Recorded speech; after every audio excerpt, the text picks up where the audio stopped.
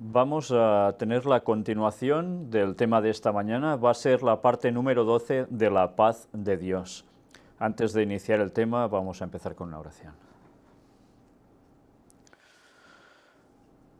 Padre nuestro, Señor, una vez más te queremos pedir que estés con nosotros ahora, que nos ayudes a seguir profundizando en el conocimiento que tú nos das a través de tu palabra, que sea el Espíritu Santo el que nos vaya guiando a toda la verdad, no una verdad a medias o distorsionada, sino toda la verdad, la tuya, Señor.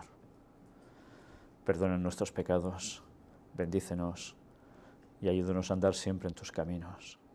En el nombre de Jesús te lo pedimos todo, por el perdón de todos nuestros pecados. Amén.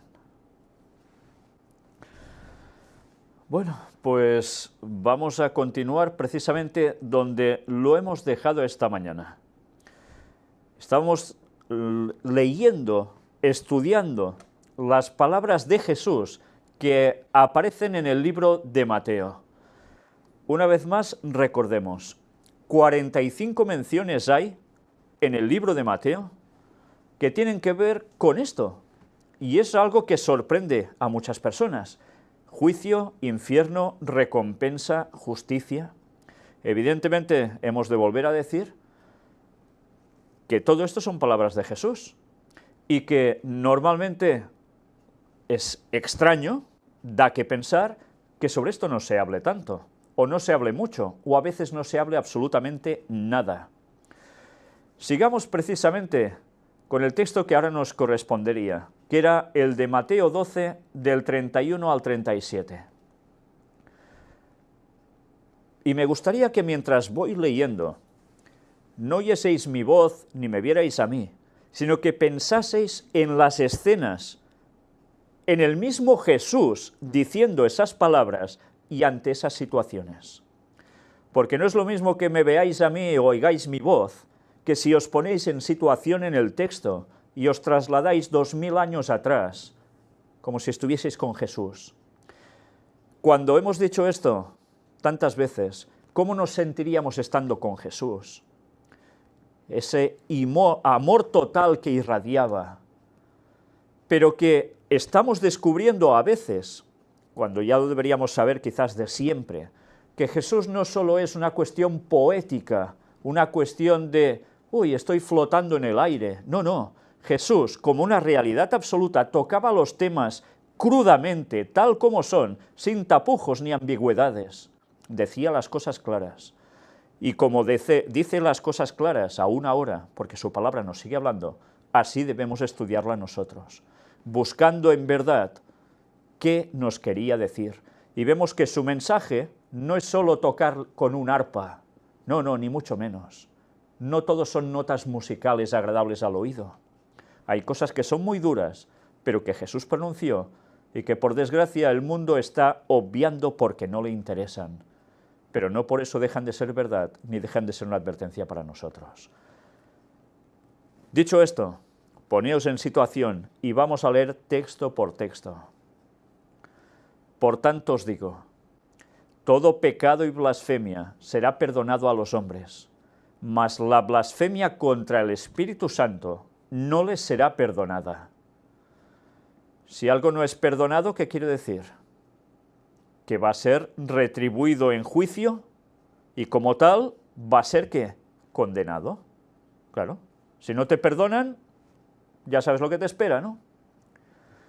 A cualquiera que dijere alguna palabra contra el Hijo del Hombre, habla sobre sí mismo, le será perdonado. Pero al que hable contra el Espíritu Santo, no le será perdonado, ni en este siglo, ni en el venidero. Bueno, son palabras contundentes, ¿eh? Aquí Jesús hace una clara distinción entre que Él es Jesús y que el Espíritu Santo no es Él.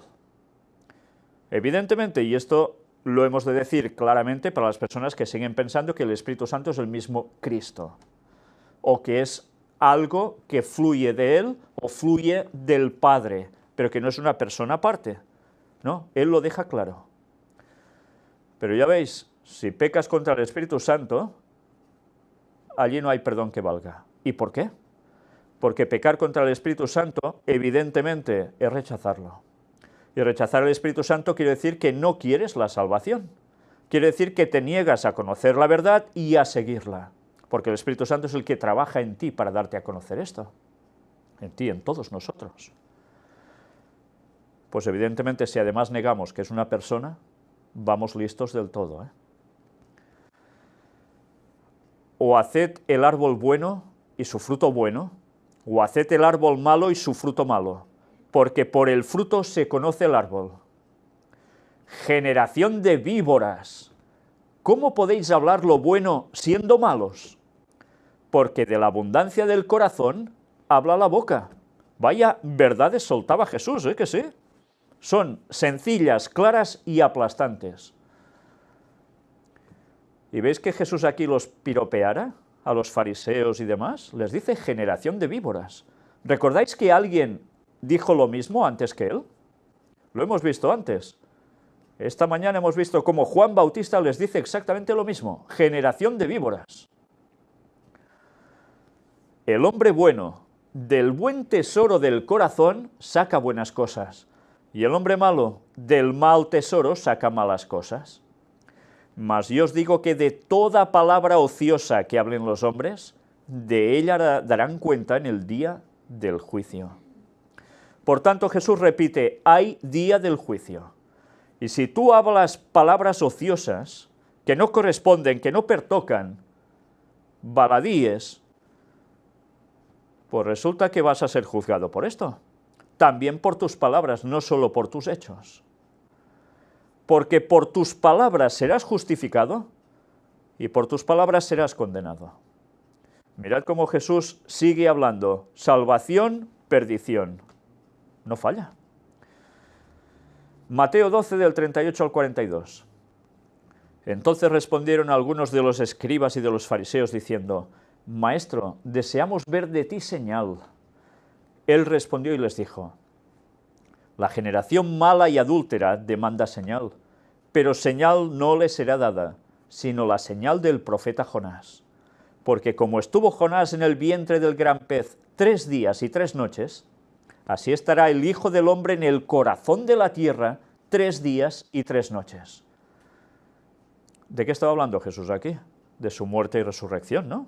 3 días, resucita, y 3 días según el cómputo de ellos, debemos tener eso claro, que no es exactamente como nosotros decimos 3 días, pues sería, por ejemplo, 1 día, 2 días, 3 días, viernes entero, sábado entero, domingo entero. No, ellos no calculaban así, ya lo sabéis, ¿eh? Y ya hemos hablado de esto en 3 días y 3 noches, precisamente en esa temática. Ellos que le pedían señal. ¿No había hecho bastantes señales Jesús? ¿No había sanado a multitudes ya? ¿No había hecho milagros dando de comer a... Y en cambio le pedían señal? ¿Qué más querían? Es curioso, ¿eh? Qué dureza de corazón para no querer aceptar la verdad. Eran capaces de buscarse cualquier invención, cualquier historia.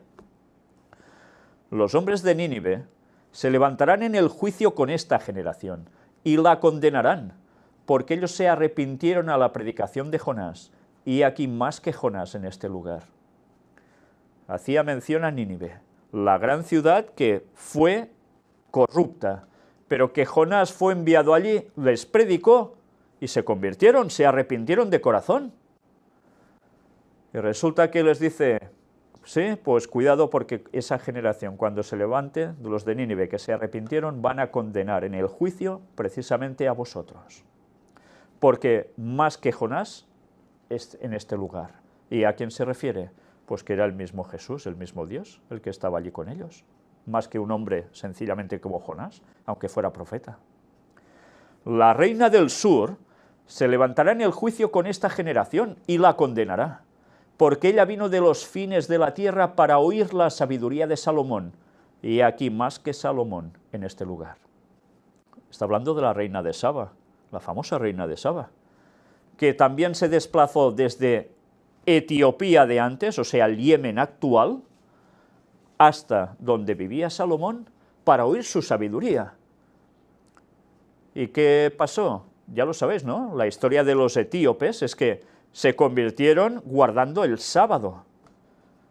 Pues esto es impresionante, gracias a la reina de Saba de haber ido ahí.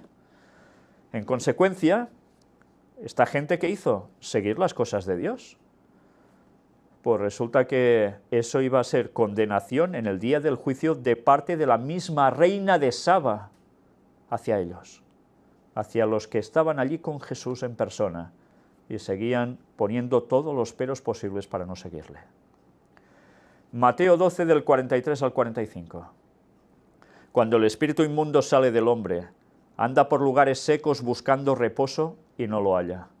Entonces dice: volveré a mi casa de donde salí, y cuando llega la halla desocupada, barrida y adornada.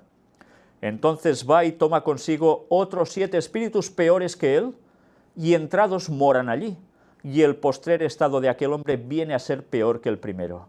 Así también acontecerá a esta mala generación. Está hablando, sí, de posesiones. Alguien es liberado, pero resulta que después vuelve a las andadas, ¿y qué pasa? Pues que van más espíritus a posesionarlo. Y en consecuencia, ¿qué sucede? Que le va a venir la condenación, evidentemente. Y así pasará a las personas que quieran seguir en ese mismo estado. Mateo 13 del 12 al 15 nos dice: porque a cualquiera que tiene se le dará y tendrá más, pero al que no tiene, aún lo que tiene le será quitado. ¿Eso es una injusticia por parte de Jesús? Da que pensar, ¿no? En un principio, cuando uno lee la Biblia y lee este texto, si no sabe nada más, dice: pero esto, ¿cómo puede ser? Si alguien es rico, aún le dan más, y uno que es pobre, encima, ¡hala!, se lo quitan lo poco que tiene. ¿Está hablando de qué aquí? Recordemos que hay la asociación con la palabra de los talentos. Esto es importante. Dios da talentos si los trabajas, si eres responsable por ellos, ante Dios irás bien, y Dios te dará más, porque si en lo poco has sido fiel, en lo mucho te pondrá. Pero si haces todo lo contrario, como en la palabra de los talentos, ese que lo esconde por temor a no sé qué, pues ¿qué pasa? Pues que lo que tiene le es quitado. ¿Por qué? Porque en vez de querer seguir al Señor, ha hecho todo lo contrario. Mirad qué más dice: por eso les hablo por parábolas, porque viendo no ven y oyendo no oyen ni entienden. Por eso Jesús les hablaba por parábolas. De manera que se cumple en ellos la profecía de Isaías que dijo: de oído oiréis y no entenderéis, y viendo veréis y no percibiréis, porque el corazón de este pueblo se ha engrosado, y con los oídos oyen pesadamente, y han cerrado sus ojos, para que no vean con los ojos y oigan con los oídos, y con el corazón entiendan y se conviertan, y yo los sane. ¿Os habéis fijado que dice: el corazón de este pueblo se ha engrosado? ¿Cómo se engrosa un corazón? ¿Cómo se engrosa? ¿Cómo engrandece? ¿Cómo? Con grasa, ¿no? Y esto automáticamente, si habéis seguido las temáticas que hemos presentado hace ya bastante tiempo, es una forma de hablar que tiene que ver precisamente con la segunda venida de Jesús, y que tiene que ver con tantas cosas que hemos venido hablando, hasta incluso de constelaciones en el cielo. Bueno, pues si no lo habéis visto, miradlo, porque vais a entender mucho mejor estas palabras de Jesús. Se puede estar con un corazón muy engrosado, y sabéis cómo van a terminar los corazones engrosados delante de Dios, ¿no? Dios viene como el guerrero de Orión, con espada desenvainada. No se quieren convertir, Él no puede sanarlos. No hay vuelta de hoja. Y si no se sanan, ¿qué pasa cuando una persona no se sana? Normalmente termina mal, ¿no? Pues es lo que va a pasar. Si nadie lo cura, ya os lo podéis imaginar. Y cuando habla de corazones engrosados, significa matanza después, Mateo 13:30. Dejad crecer juntamente lo uno y lo otro hasta la siega. Y al tiempo de la siega, yo diré a los segadores: recoged primero la cizaña y atadla en manojos para quemarla, pero recoged el trigo en mi granero. ¿De qué está hablando aquí Jesús?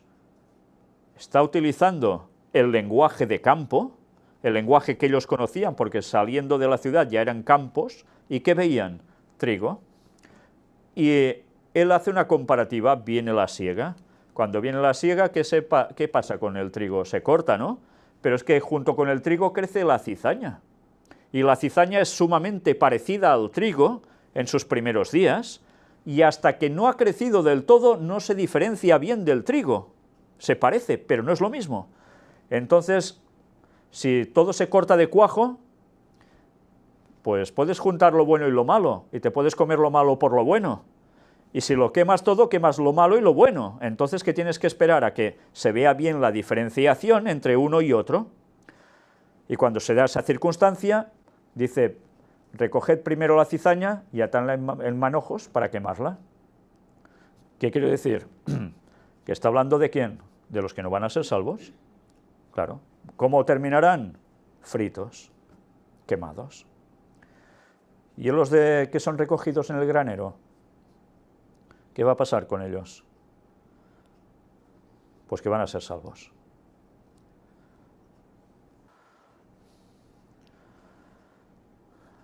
Siguiente texto, Mateo 13, del 36 al 43. Entonces, despedida la gente, entró Jesús en la casa, y acercándose él a sus discípulos le dijeron, explícanos la parábola de la cizaña del campo. Me gustaría que siempre os fueseis imaginando las escenas, mientras Jesús habla, y con quién está. Respondiendo él les dijo, el que siembra la buena semilla es el Hijo del Hombre. O sea, ¿quién es?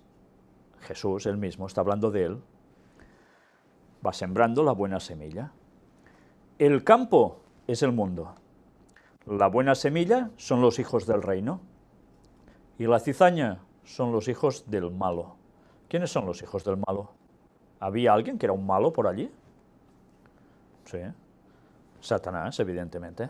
Y tiene sus hijos, que son los que lo siguen. No quiere decir que tenga hijos literales, sino los que siguen la voluntad de Satanás. El enemigo que la sembró, ¿quién es? Es el diablo. La siega es el fin del siglo, o sea, el fin del mundo, cuando Jesús vuelve por segunda vez. Y los segadores son los ángeles. No somos nosotros, son los ángeles. Son los que van a diferenciar quién es salvo de quién no es salvo, porque unos tendrán la marca de la bestia al final, y los otros, ¿qué tendrán? El sello de Dios. Claro. De manera que como se arranca la cizaña y se quema en el fuego, así será en el fin de este siglo. Enviará el Hijo del Hombre a sus ángeles, y recogerán de su reino a todos los que sirven de tropiezo y a los que hacen iniquidad. Y los echarán en el horno de fuego, allí será el lloro y el crujir de dientes. Entonces los justos resplandecerán como el sol en el reino de su Padre. El que tiene oídos para oír, oiga. Mirad cómo Jesús es claro, vuelve a hablar de la salvación. Si haces la voluntad de Dios, serás salvo en el reino. Si no haces la voluntad de Dios, estás haciendo la del enemigo. Y si haces la voluntad del enemigo, tú vas a ser recogido y echado fuera. Pero ¿os habéis fijado que además dice, enviará el Hijo del Hombre a sus ángeles y recogerán de su reino? De su reino, del reino de Dios. Por tanto, también tiene una significación para los de su pueblo, los que dicen ser pueblo de Dios, y resulta que en verdad son cizaña. Y esos son los que más abundan y los que más abundarán, más que los que van a ser salvos dentro del propio pueblo de Dios. Pero tanto esos como los que estén fuera, que no sean en principio pueblo de Dios, les va a pasar lo mismo. Solo si aceptan la verdad van a ser salvos, no hay otra. Mateo 13, del 47 al 50. Asimismo, el reino de los cielos es semejante a una red, que echada en el mar recoge de toda clase de peces. Y una vez llena, la sacan a la orilla, y sentados recogen lo bueno en cestas, y lo malo echan fuera. Así será el fin del siglo. Saldrán los ángeles y apartarán a los malos de entre los justos, y los echarán en el horno de fuego, allí será el lloro y el crujir de dientes. Mirad cómo es interesante comprender estas palabras de Jesús, porque cuando hay esos otros textos, como uno que veremos, que estarán dos juntos, uno moliendo y uno será llevado y el otro dejado, y estarán dos en la cama, uno estará llevado, el otro será dejado, que la gente dice, esto es el rapto secreto, que de repente Dios se va a llevar a los suyos y los otros se van a quedar aquí, ¡ay! ¿Y ahora qué hago? Han desaparecido los otros, que los otros resulta que son los buenos. Esto, una vez más he de decir, es un invento de los jesuitas que infiltraron al protestantismo, que antes creían como se debe creer, tal como dice la Biblia, que viene la segunda venida de Jesús, y en esos momentos finales unos son salvos y los otros terminan fulminados por el resplandor de la venida de Cristo. Si no entendemos esto bajo el prisma de los otros textos y solo lo aislamos, es cuando nos tragamos la mentira de los jesuitas infiltrada en el cristianismo y que, por desgracia, casi todos los protestantes han aceptado como cierto. Mirad si es importante leer bien. Pues ya veis el final cómo va a ser, ¿eh? El lloro y el crujir de dientes, nada agradable, por supuesto. Mateo 15, 13 y 14.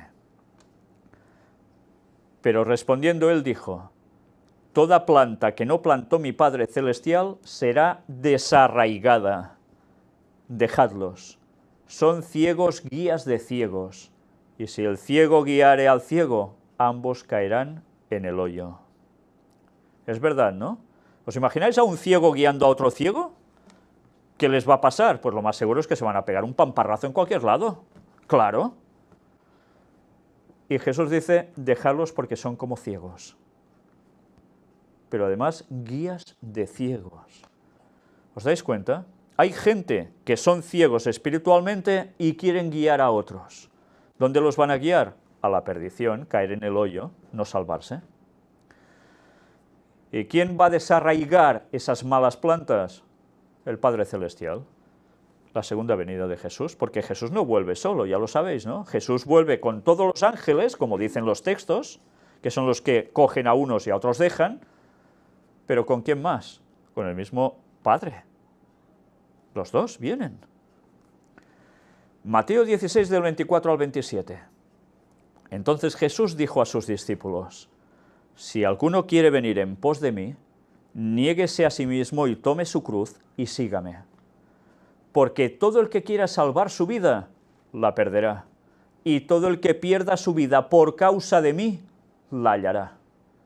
Porque ¿qué aprovechará el hombre si ganare todo el mundo y perdiere su alma? ¿O qué recompensa dará el hombre por su alma?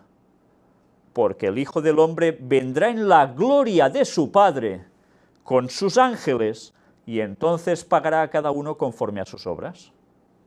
¿Qué nos está describiendo aquí una vez más? La segunda venida de Jesús. Y os lo he dicho antes, hace un momento, ¿con quién viene? Con el Padre, ¿y con quién más? Con los ángeles. El cielo se queda vacío, absolutamente vacío. Vienen todos aquí a buscarnos. ¿Os dais cuenta qué escena? Bueno, inimaginable, ¿verdad? Inimaginable. Qué descripción, y además cuando los cielos se abrirán. Bueno, pues cuando alguien vea esto, que empiezan a abrirse los cielos, yo no sé dónde se querrán poner. Bueno, el texto bíblico nos lo dice, que se intentarán esconder como puedan, ¿eh? Y en cambio los salvos, ante esto, ¿qué van a sentir? La mayor alegría de su vida. Les viene la salvación definitiva, cuando los estarán persiguiendo a muerte, y ahí viene su salvación. Y salvación para la eternidad, para estar bien siempre. Pues por tanto, mirad además qué nos dice.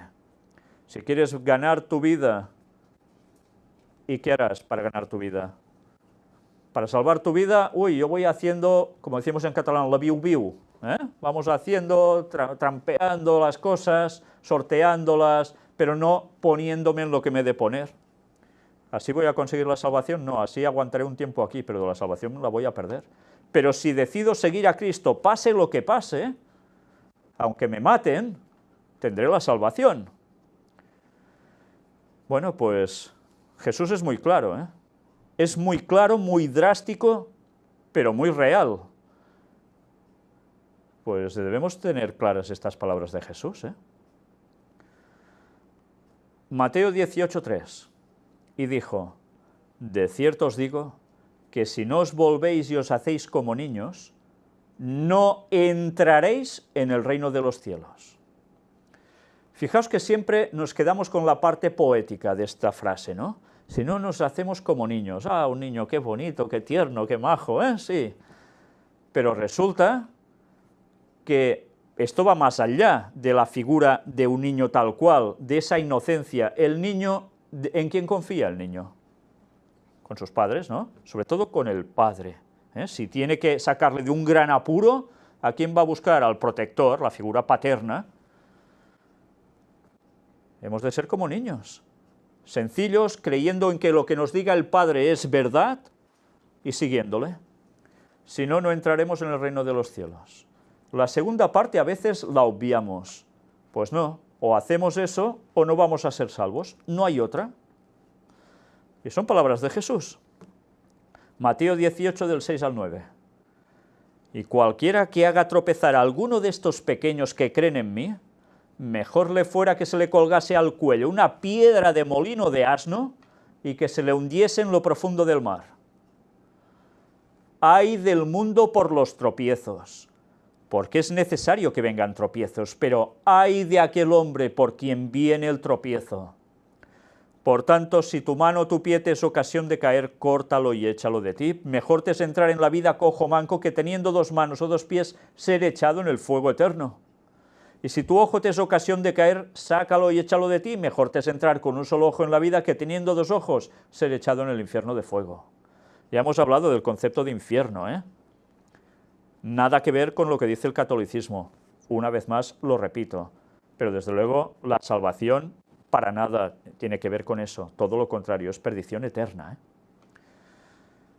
Pues una vez más, démonos cuenta que sí, algunos tropiezan, ¿por qué? Porque hay gente que les hace tropezar, ¿sí? Y dice, cuidado si además sois los que provocáis esos tropiezos. ¿Y sabéis que esto puede ir destinado también a ministros del Evangelio? Que en vez de favorecer que la gente siga la verdad del Señor, les ponen tropiezos con la verdad y les cuentan otras historias que no tienen nada que ver, y los otros se lo creen, ciegos guías de ciegos. Mateo 18, del 32 al 35. Entonces, llamándole su Señor, le dijo, siervo malvado, toda aquella deuda te perdoné, porque me rogaste. ¿No debías tú también tener misericordia de tu consiervo como yo tuve misericordia de ti? Entonces su señor enojado le entregó a los verdugos hasta que pagase todo lo que le debía. Así también mi Padre Celestial hará con vosotros si no perdonáis de todo corazón cada uno a su hermano sus ofensas.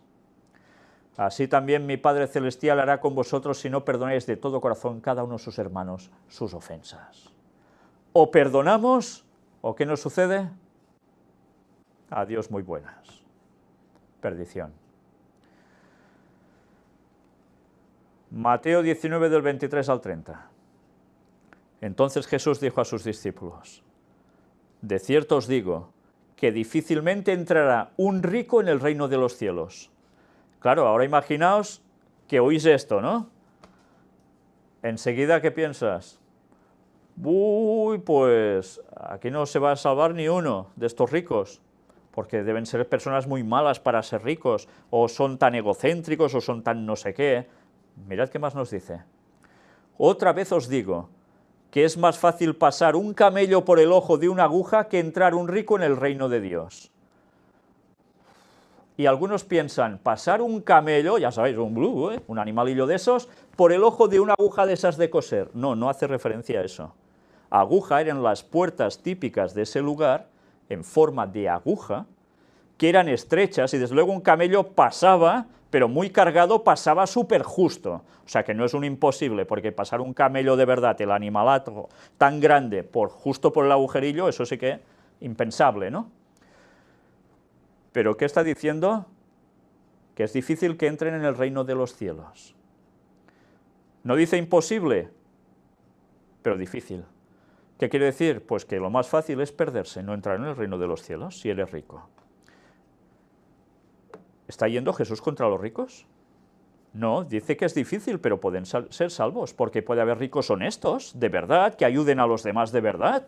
¿No lo era Abraham? ¿Y Abraham se va a perder cuando es conocido como el padre de la fe? No. El corazón, de allí depende todo, si sigue de verdad a Dios o no. Sus discípulos, oyendo esto, se asombraron en gran manera, diciendo, ¿quién pues podrá ser salvo? Y mirándolos Jesús les dijo, para los hombres esto es imposible, mas para Dios todo es posible. Entonces respondiendo Pedro le dijo, he aquí, nosotros lo hemos dejado todo y te hemos seguido. ¿Qué pues tendremos? Y Jesús les dijo, de cierto os digo que en la regeneración, cuidado, no dice reencarnación, sino regeneración, cuando el Hijo del Hombre se siente en el trono de su gloria, vosotros que me habéis seguido también os sentaréis sobre 12 tronos para juzgar a las 12 tribus de Israel. ¿Os dais cuenta por qué cuando hablamos del número 13, que en verdad tiene una significación divina buena? Porque eran las 12 tribus de Israel más Yahvé o Jehová, y después pasaron a ser los 12 apóstoles discípulos de Cristo, más Jesús. Pasa que Satanás coge ese número y se lo aplica a él. ¿Por qué? Porque quiere ser Dios, para variar. Y cualquiera que haya dejado casas o hermanos o hermanas o padre o madre o mujer o hijos o tierras por mi nombre, no por capricho, recibirá 100 veces más y heredará la vida eterna.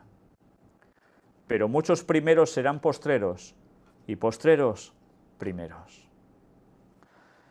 Por tanto, una vez más, Jesús habla que habrá juicio, porque se sentarán en tronos, y sentarse en tronos no era para empezar a hablar de cosas tontas, sino que el rey, ¿qué hace en un trono? Siempre, durante toda la historia, los reyes han juzgado. Es ahora que la cosa ha cambiado, pero durante todas las épocas el rey no solo mandaba y reinaba así tal cual, sino que emitía juicio. Por tanto, nos está hablando que sí va a haber juicio. Y una vez más, si hacemos las cosas como Dios quiere, y eso nos cuesta aquí, los seres más queridos, que se quieren alejar de nosotros, que no quieren estar con nosotros porque queremos seguir a Dios y ellos no, Dios nos dice que nos va a recompensar en la vida eterna. Y eso es algo que es una esperanza que desde luego muchas personas han llegado a necesitar y necesitan. Mateo 20:16.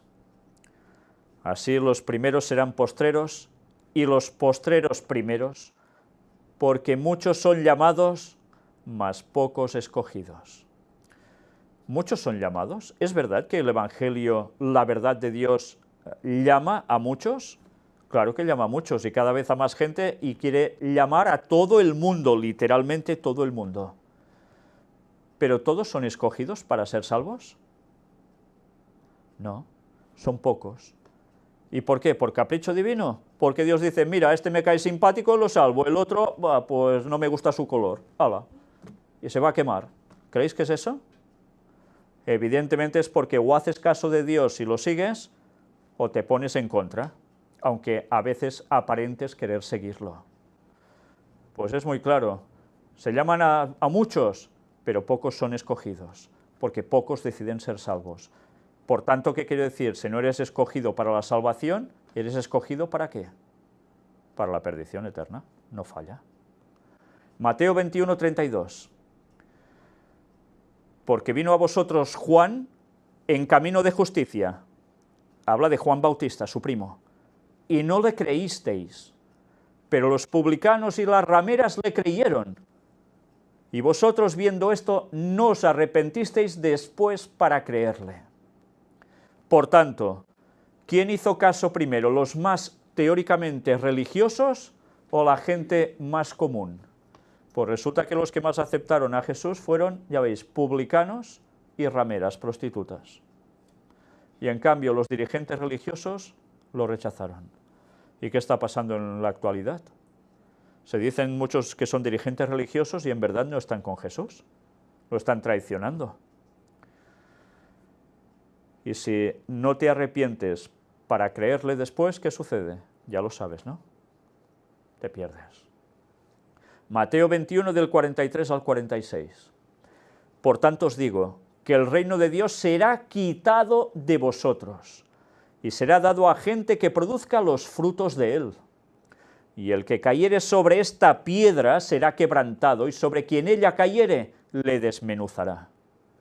Y oyendo sus parábolas, los principales sacerdotes y los fariseos entendieron que hablaba de ellos. Tontos no eran, ¿eh? Pero al buscar cómo echarle mano, temían al pueblo porque éste le tenía por profeta. a Jesús. Por eso aún no le tocaban. Pero una vez más, o haces caso de Jesús o no. Si no haces caso de Jesús, como caiga sobre ti, se te acabó. Y ojalá, si te cae Cristo, es para quebrantarte y cambiar, quebrantar tu corazón y cambiar y seguirle. Porque de lo contrario es quedar desmenuzado y se te acabó. Mateo 22, del 11 al 14. Y entró el rey para ver a los convidados, y vio allí a un hombre que no estaba vestido de boda. Todos recordáis esta parábola, ¿verdad? Se hacen unas bodas, empieza a entrar gente, y pasa el rey que va viendo a los convidados, y ve a un hombre allí que no estaba vestido de boda, iba hecho un espantapájaros, vamos. Y le dijo, amigo, ¿cómo entraste aquí sin estar vestido de boda? Mas él enmudeció. Entonces el rey dijo a los que servían, atadle de pies y manos y echadle en las tinieblas de afuera, allí será el lloro y el crujir de dientes, porque muchos son llamados y pocos escogidos. Mirad cómo Jesús va repitiendo, va repitiendo conceptos. Pero una vez más, se habla de estar vestido de boda. El rey es el padre, ya lo sabemos, ¿no? Es una significación. ¿Y estar vestido de boda? ¿Qué significa? La ropa, el manto, el carácter de Cristo en nosotros, su justicia aplicada a nosotros. Es eso. Si no quieres seguir a Cristo, si no aceptas su verdad, no te vistes de su carácter, tú no vas vestido de boda, no vas revestido de Cristo, no tienes la entrada para el reino de los cielos y vas a ser echado fuera. Mateo 23, del 12 al 18. Porque el que se enaltece será humillado, y el que se humilla será enaltecido. Mas ay de vosotros, escribas y fariseos, hipócritas, porque cerráis el reino de los cielos delante de los hombres, pues ni entráis vosotros, ni dejáis entrar a los que están entrando. Vaya acusación, ¿eh? Y eran los dirigentes religiosos, y resulta que ellos cierran el reino de los cielos delante de los hombres. ¿Qué quiere decir esto? Si son dirigentes religiosos, ¿cómo pueden cerrarlo? Pues sencillamente diciéndoles cosas que no son, y que cuando hay un mensaje de verdad es rechazado, como pasaba con Cristo, va a pasar algo parecido al final, ¿no? Una verdad auténtica y es rechazada, y como consecuencia, ¿qué sucede? Pues que les cierran a ellos el paso al reino de los cielos y a sus feligreses, que les hacen caso a todo diciendo amén, porque no les da la gana de investigar por sí mismos, quizás pensando que es que si investigo y descubro que es verdad, me echarán. Pues bueno, resulta que es muy claro. También te va a costar el reino de los cielos. Ay de vosotros, escribas y fariseos, hipócritas. Lo dice dos veces ya aquí, porque devoráis las casas de las viudas y como pretexto hacéis largas oraciones, por esto recibiréis mayor condenación. Madre mía. Pero queda bien hacer largas oraciones, y todos, embelesados, qué bien ora. ¿Qué bien ora? Hacer el pamplinas es eso, en verdad. Querer ser enaltecido.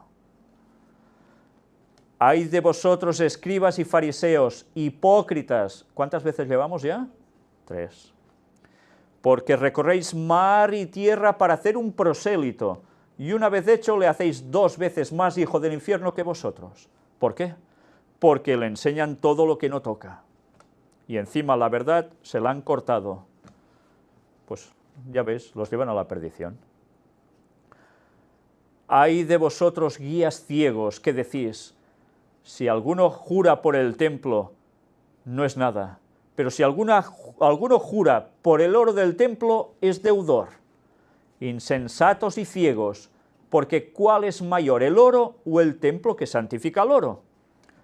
También decís, si alguno jura por el altar, no es nada, pero si alguno jura por la ofrenda que está sobre él, es deudor. ¿Os dais cuenta que iban haciendo unos tejemanejes sobre las leyes que Dios les había dado ceremoniales, expresamente para que fuera como fuera, ellos siempre salieran vencedores, beneficiados. Bueno, pues ya veis las palabras que les dice. ¿Os habéis fijado que les dice 3 veces, vosotros escribas fariseos hipócritas? ¿Y habla de qué? De perdición. 1000 años, 2000. ¿Cómo? Cada 1000 años un hipócrita. Sí, sí, es así. Y al tercero, ñaca. Se corta por lo sano, ¿eh? La segunda venida de Jesús. Y la tercera, por supuesto, si lo miramos por milenios, ya lo sabéis, ¿no? No cardinales, ordinales, los números. Sigue diciendo, necios y ciegos. Mirad, como nos ha dicho también antes, insensatos y ciegos, guías ciegos. Ya lleva 3 aquí, ¿eh? Porque ¿cuál es mayor, la ofrenda o el altar que santifica la ofrenda? Pues el que jura por el altar, jura por él y por todo lo que está sobre él. Y el que jura por el templo, jura por él y por el que lo habita. Y el que jura por el cielo, jura por el trono de Dios y por aquel que está sentado en él.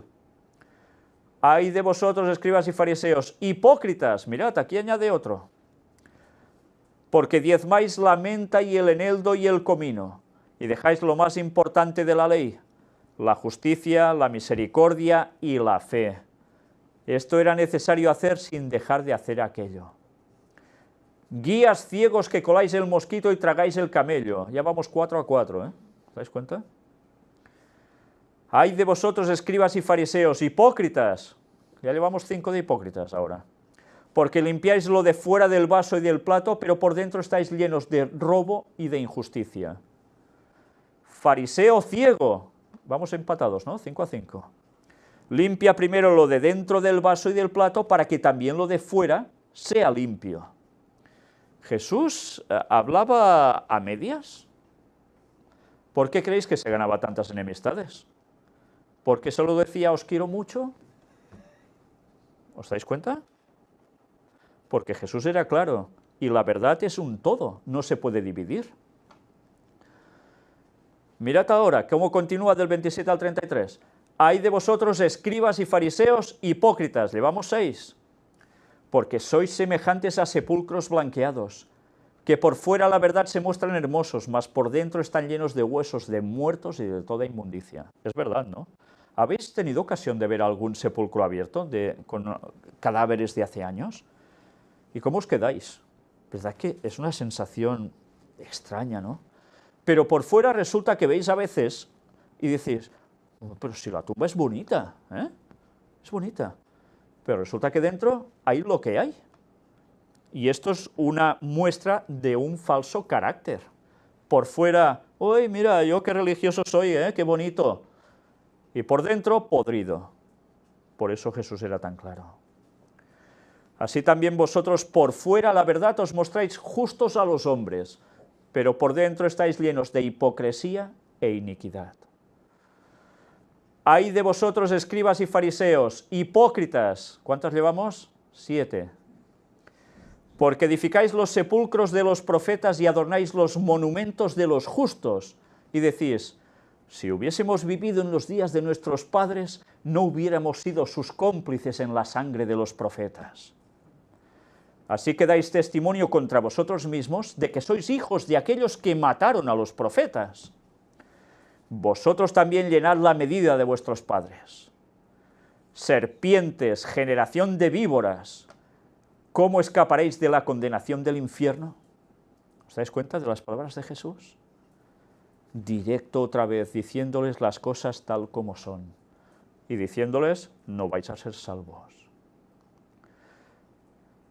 Y terminan estos textos aquí, versículos 34 y 35 de Mateo 23. Por tanto, he aquí yo os envío profetas y sabios y escribas, y de ellos a unos mataréis y crucificaréis, y a otros azotaréis en vuestras sinagogas y perseguiréis de ciudad en ciudad, para que venga sobre vosotros toda la sangre justa que se ha derramado sobre la tierra, desde la sangre de Abel el justo hasta la sangre de Zacarías, hijo de Berequías, a quien matasteis entre el templo y el altar. Mirad que Jesús está diciéndoles claramente, sangre justa. ¿Qué quiere decir sangre justa? ¿Abel era justo o no era justo? Claro que lo era, hizo caso de Dios, entregó el sacrificio que correspondía de un cordero simbolizando a Cristo. ¿Y quién lo mata? Su hermano Caín. ¿Era justo Caín? Sí, también hizo un sacrificio, ¿no? Bueno, no era exactamente un sacrificio, porque quemar una pera o un tomate, ¿verdad que no es un sacrificio? Entonces estaba desobedeciendo a Dios. Ese no simbolizaba a Cristo. ¿Y qué pasa? Que por ser justo va al hermano y lo mata. ¿Y Dios qué va a hacer? Justicia, pondrá las cosas en su sitio. Claro que sí. Vale, y aquí termina esto. ¿Os habéis fijado que eran 7 veces lo de hipócritas? ¿Y qué sucede? Perdición. ¿Qué va a suceder después de los 6.000 años? Sí, viene Jesús, nos vamos al cielo 1.000 años, y después, cuando vuelve después de 1.000 años, el 7 que va hacia el 8, ¿qué sucede? La resurrección de los impíos. ¿Y cómo terminan? Queriendo atacar otra vez a Dios y a su pueblo. ¿Y cómo terminan? Fritos. Fulminados en el lago de fuego y azufre que el Señor va a volver a hacer, para que allí se acabe el mal definitivamente. Y allí muere el último Satanás, el más malo de los malos. Pues ya veis, una vez más, la importancia de los números en la Biblia, ¿eh? Que también puede venir por frases. Mateo 24, 30 y 31. Entonces aparecerá la señal del Hijo del Hombre en el cielo, y entonces lamentarán todas las tribus de la tierra y verán al Hijo del Hombre viniendo sobre las nubes del cielo con poder y gran gloria. Y enviará a sus ángeles con gran voz de trompeta y juntarán a sus escogidos de los 4 vientos, desde un extremo del cielo hasta el otro. Es la segunda venida de Jesús, un momento impresionante. ¿Y qué hace? Unos, ¿cómo están? Lamentándose. ¿Por qué se estarán lamentando si viene Jesús a salvarlos? Porque resulta que viene Jesús, pero a unos no viene a salvarlos. Viene, y como no lo quieren, sino que persiguen a los suyos, van a terminar fatal. Por eso se lamentan. Pero los otros van a ser salvos. Tristemente van a ser una minoría en comparación con el resto. Mateo 24, del 37 al 41. Mas como en los días de Noé, así será la venida del Hijo del Hombre. Porque como en los días antes del diluvio estaban comiendo y bebiendo, casándose y dando en casamiento, hasta el día en que Noé entró en el arca, y no entendieron hasta que vino el diluvio y se los llevó a todos, así será también la venida del Hijo del Hombre. La segunda venida de Jesús será igual, ¿eh? Entonces estarán 2 en el campo, el uno será tomado y el otro será dejado. 2 mujeres estarán moliendo en un molino, la una será tomada y la otra será dejada. Mirad, si cogemos solo este texto aislado, sin haber comprendido todo el resto de explicaciones de Jesús, creemos, el rapto secreto es verdad. ¿Os dais cuenta? ¿Os dais cuenta cómo una doctrina no puede estar basada solo en un simple texto desubicado de contextos? Por tanto, una vez más, estudiemos bien la Biblia para no caer en errores. Pero también, una vez más, digamos claramente, cuando Jesús viene, unos se salvan y otros se pierden. Mateo 24, del 48 al 51. Pero si aquel siervo malo dijere en su corazón, mi señor tarda en venir, y comenzare a golpear a sus consiervos y aun a comer y a beber con los borrachos, vendrá el señor de aquel siervo en día en que éste no espera, y a la hora que no sabe, y lo castigará duramente y pondrá su parte con los hipócritas. Allí será el lloro y el crujir de dientes. Vaya texto para analizar bien, ¿eh? Vaya texto. Mi Señor tarda en venir. ¿Quién dice esto? Los que creen en el Señor, ¿no? ¿Un ateo puede decir mi Señor tarda en venir, refiriéndose a la segunda venida de Jesús? No, porque si no cree en Jesús, ¿cómo va a pensar que vuelve? Por tanto, ¿está hablando de quién? De los creyentes. Y de los creyentes que esperan la segunda venida de Jesús. ¿Sobre todo quién? Adventistas, que por eso llevan el nombre de adventistas, que esperan el advenimiento de Cristo, la segunda venida. Dicen, uy, es que hace tanto tiempo que se habla que va a venir y no viene. ¿Y qué hacen? Pues llevar una vida como cualquier otro. Como cualquier otro. Vendrá el Señor de aquel siervo en día que éste no espera y a la hora que no sabe. Es curioso, ¿eh? Porque van a estar rechazando ¿el qué? El momento que se sabe de la venida de Cristo. Es cierto que la hora en concreto y el día en concreto lo va a anunciar la voz del Padre unos tiempos antes de que Él aparezca en escena. Pero el resto se sabrá, y en cambio se lo van a pasar por alto totalmente. ¿Y qué va a suceder en consecuencia? Lo castigará duramente y pondrá su parte con los hipócritas. Y allí se le acabó. Vaya amonestaciones de mensajes, vaya amonestaciones. Por eso a nosotros ese día no debe sorprendernos como ladrón, ¿entendéis? Y ya sabemos que Jesús vuelve en el 2031. No podemos saber aún el día y la hora, y no lo vamos a saber hasta que Dios no lo anuncie en plena persecución. Pero sabemos cuándo vuelve. Mateo 25, del 10 al 12. Pero mientras ellas iban a comprar, vino el esposo, y las que estaban preparadas entraron con él a las bodas, y se cerró la puerta. ¿Recordáis esta parábola, no? Las 5 vírgenes prudentes y las cinco insensatas. Todas llevan sus lamparillas, y el esposo, tarda un poco más de lo que se creían. ¿Y qué hacen todas? Cabecearon, se quedan dormidas. Y entonces oyen una voz que dice, he aquí el esposo, salid a recibirle. He aquí, ¿el qué? Cristo vuelve, ya. Claro, les dice, vendrá de aquí 20 años, seguid durmiendo. ¿Les dice eso? No, para avisarlas es que ya viene, por tanto les dice cuándo viene. Es lógico, ¿no?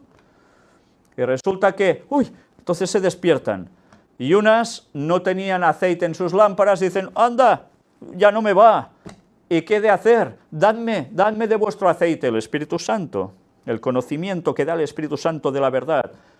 Y las otras dicen, mira, para que no nos falte a nosotras, id, comprad, y entonces así ya está. ¿Y qué hacen? Se van corriendo entonces, a corra prisa, venga, vamos a ver la verdad. ¿Y qué sucede? Llega el esposo, como la voz había dicho que venía. Y la voz no es la del esposo, ¿eh? No es Jesús el que anuncia él mismo, diciendo, ¡hey, que vengo! No, es alguien que está pendiente del esposo, que es Cristo, y anuncia que él viene. ¿Os dais cuenta que es un mensaje que alguien debe dar? Y no es un ser divino, ¿eh? Y entonces, después vinieron también las otras vírgenes diciendo, Señor, Señor, ábrenos, porque la puerta ya se había cerrado. Mas él respondiendo dijo, de cierto os digo que no os conozco. Qué fuerte, ¿eh? La han estado esperando a saber durante cuánto tiempo. Empiezan a cabecear y cuando se despiertan empiezan a reaccionar porque ya se ven que ya es casi demasiado tarde. ¿Y entonces qué? Se quedan fuera. Y el mismo esposo les dice, yo no os conozco. Y allí aporreando la puerta. Y no van a entrar en el reino de Dios, se van a perder. ¿Sabéis que esta significación es muy fuerte? Porque no solo está hablando de las personas que no creen en nada, o a saber en qué cosas raras puedan llegar a creer, sino de creyentes cristianos, incluso adventistas, que rechazan el mensaje de que hay fecha para el retorno de Cristo. Pues ya lo sabéis, estas son las parábolas de Jesús que iban mucho más allá de lo que tantas veces a veces analizamos. Y se van a perder, por no querer escuchar ni saber, se van a perder.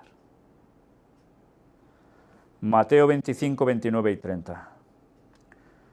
Porque al que tiene le será dado y tendrá más, y al que no tiene, aun lo que tiene le será quitado. ¿Os suena esto de antes? Más o menos, ¿eh? Y al siervo inútil echadle en las tinieblas de afuera, allí será el lloro y el crujir de dientes. ¿Un siervo inútil para qué se quiere? Y en esos tiempos, como se trataban a los siervos y esclavos y demás, pues, ¿qué quiere decir? No sirves para nada, pues fuera.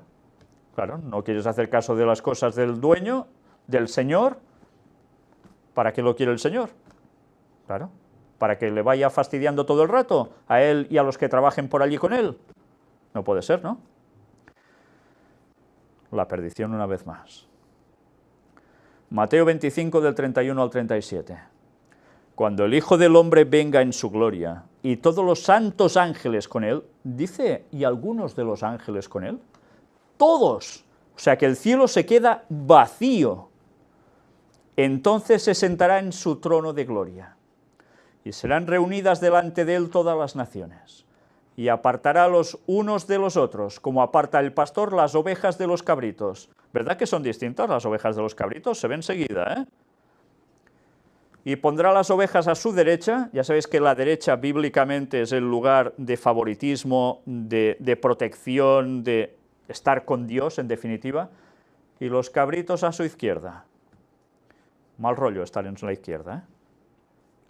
No hablo en plan político, ¿eh? No me malinterpretéis ahora. Entonces el rey dirá a los de su derecha, venid benditos de mi Padre, heredad el reino preparado para vosotros desde la fundación del mundo. Porque tuve hambre y me disteis de comer, tuve sed y me disteis de beber, fui forastero y me recogisteis. Estuve desnudo y me cubristeis, enfermo y me visitasteis, en la cárcel y vinisteis a mí. Entonces los justos le responderán diciendo, Señor, ¿cuándo te vimos hambriento y te sustentamos, o sediento y te dimos de beber? ¿Y qué sucederá? ¿Que los justos irán ¿dónde? A la vida eterna. Bueno, miradlo así. ¿Y cuándo te vimos forastero y te recogimos, o desnudo y te cubrimos? ¿O cuándo te vimos enfermo o en la cárcel y vinimos a ti? Respondiendo el rey les dirá, de cierto os digo, que en cuanto lo hicisteis a uno de estos mis hermanos más pequeños, a mí lo hicisteis. A cualquier persona, ¿eh? Está hablando. Entonces dirá también a los de la izquierda, apartaos de mí, malditos, al fuego eterno preparado para el diablo y sus ángeles. Fijaos que no dice, preparado por el diablo y sus ángeles, ¿eh? Porque eso sería el infierno en el concepto católico, que están los demonios allí, ñaca, ñaca, pinchando y quemando a la gente, y eso es mentira, no es así. Dios los va a condenar a ellos en ese fuego eterno que es para ellos. Lo que pasa que, por desgracia, por tontos que somos los humanos, que no queremos la salvación muchas veces, y muchos, por desgracia, pues van a terminar así. Pues vale más esperar la salvación y seguir a Dios, ¿no? Y no por temor, sino por amor. Porque tuve hambre y no me disteis de comer, tuve sed y no me disteis de beber, fui forastero y no me recogisteis, estuve desnudo y no me cubristeis, enfermo y en la cárcel y no me visitasteis. Entonces también ellos le responderán diciendo, Señor, ¿cuándo te vimos hambriento, sediento, forastero, desnudo, enfermo o en la cárcel y no te servimos? Entonces le responderá diciendo, de cierto os digo que en cuanto no lo hicisteis a uno de estos más pequeños, tampoco a mí lo hicisteis. E irán estos al castigo eterno, y los justos a la vida eterna. ¿Es justo esto?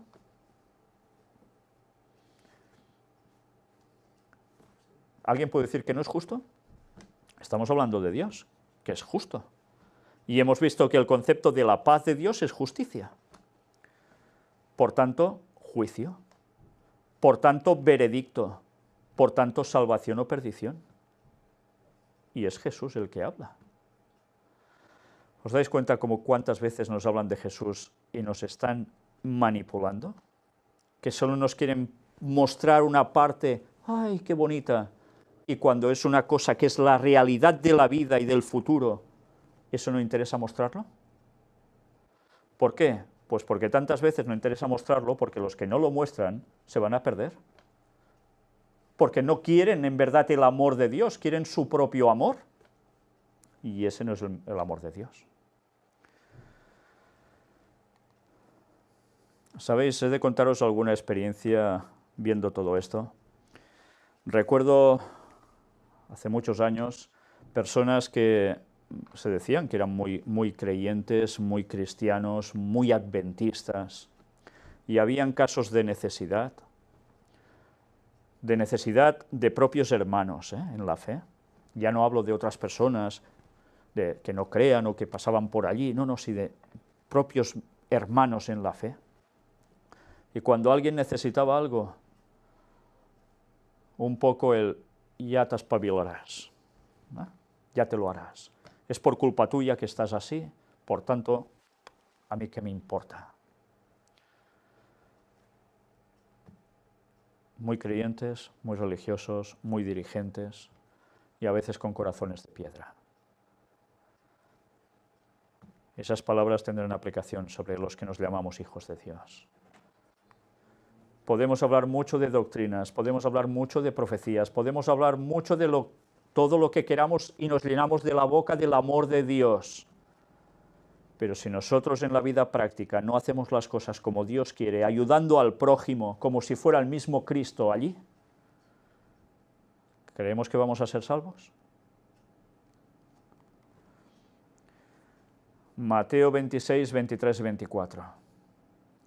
Entonces él respondiendo dijo: el que mete la mano conmigo en el plato, ese me va a entregar. ¿Recordáis la escena? Ya son los últimos momentos de la vida de Cristo prácticamente. Y está comiendo con los discípulos.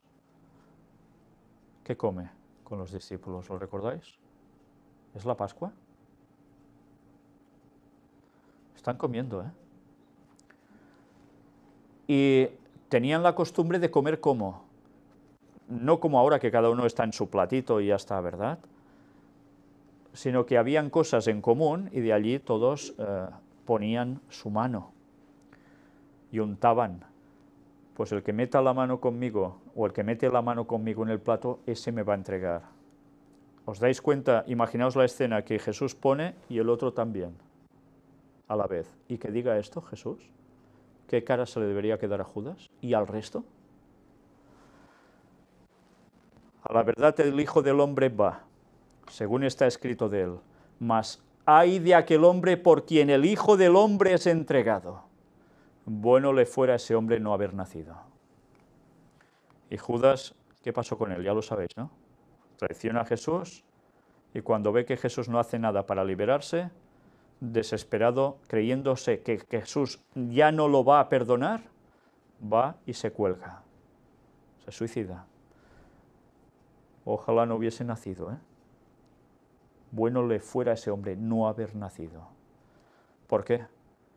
Porque después va a resucitar y después va a recibir aún peor. Es fuerte, Mateo 26, 63 y 64. Mas Jesús callaba. Entonces el sumo sacerdote le dijo, en pleno juicio, que Jesús está siendo abofeteado y de todo,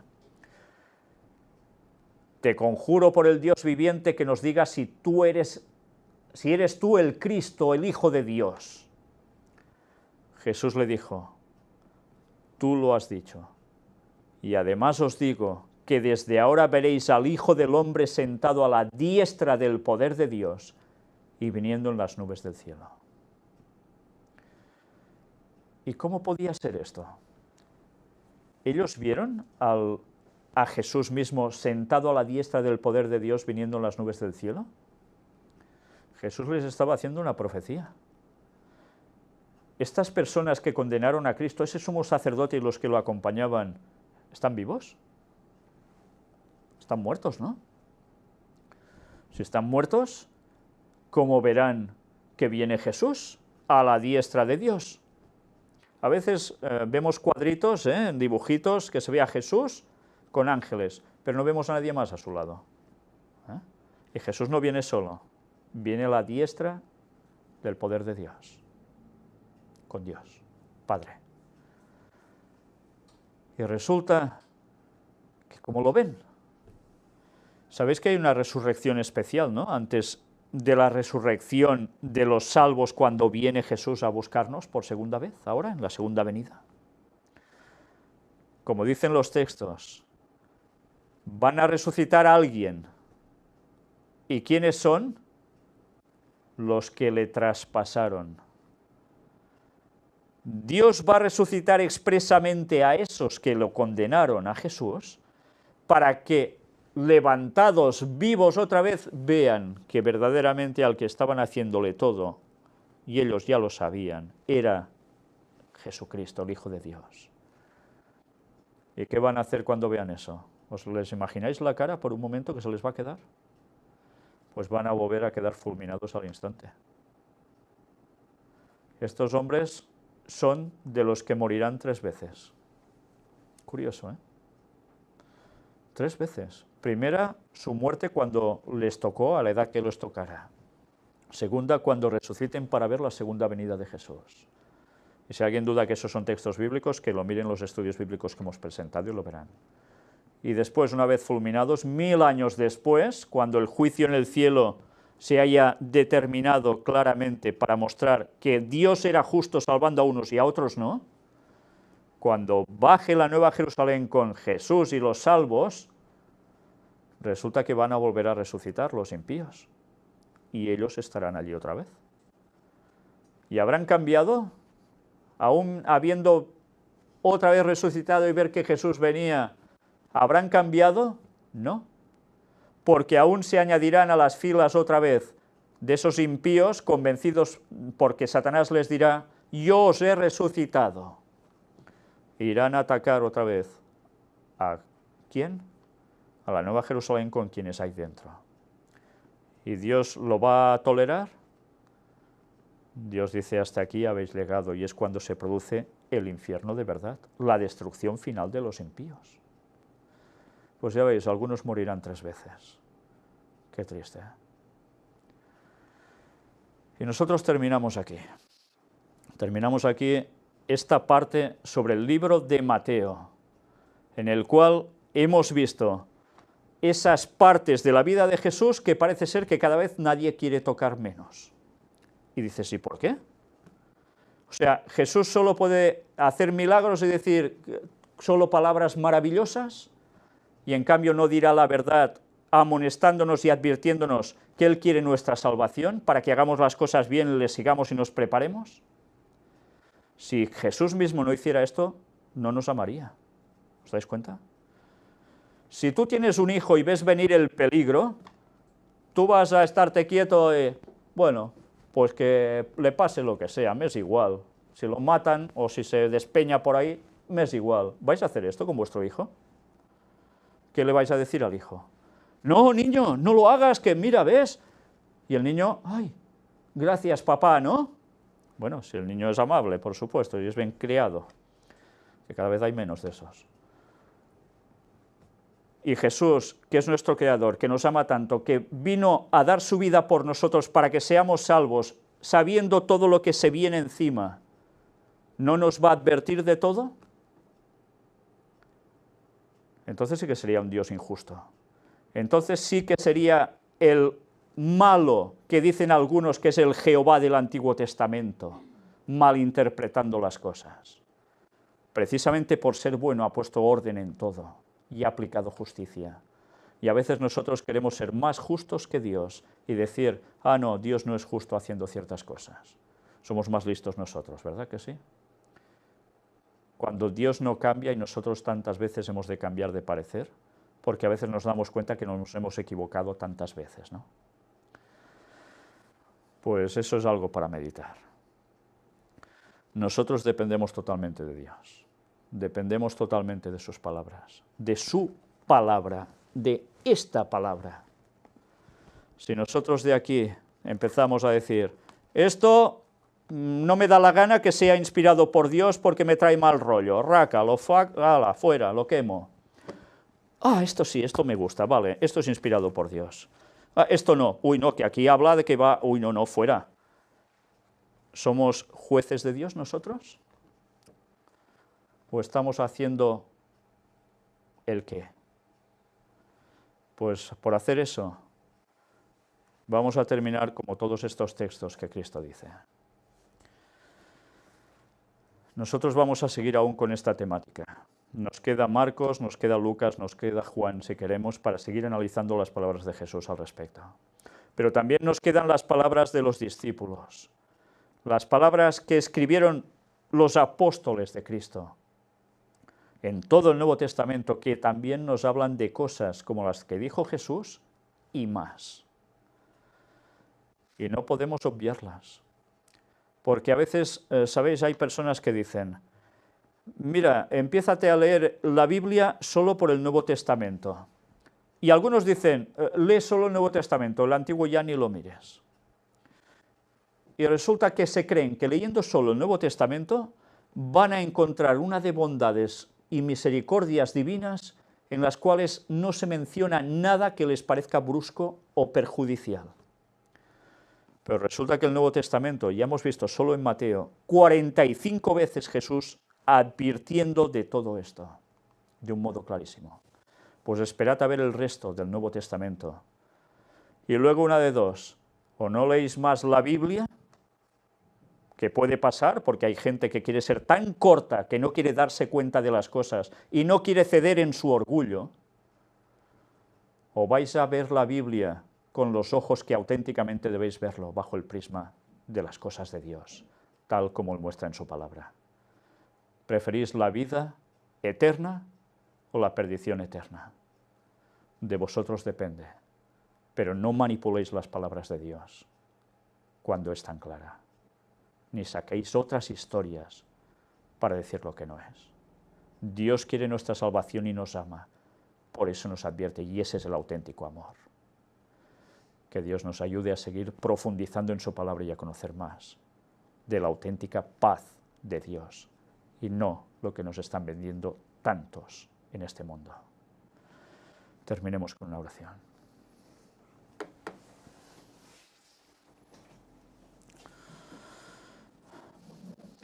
Padre, una vez más nos dirigimos a ti, Señor, para que nos vayas dando esos toques en nuestro carácter que necesitamos pulir, para que nos vayas edificando tú. Ayúdanos a humillarnos, porque nuestro orgullo solo sirve para tener el carácter de Satanás y ir a la perdición. Lo que te necesitamos es a ti, plenamente, Señor. Ocupa tú nuestra vida entera.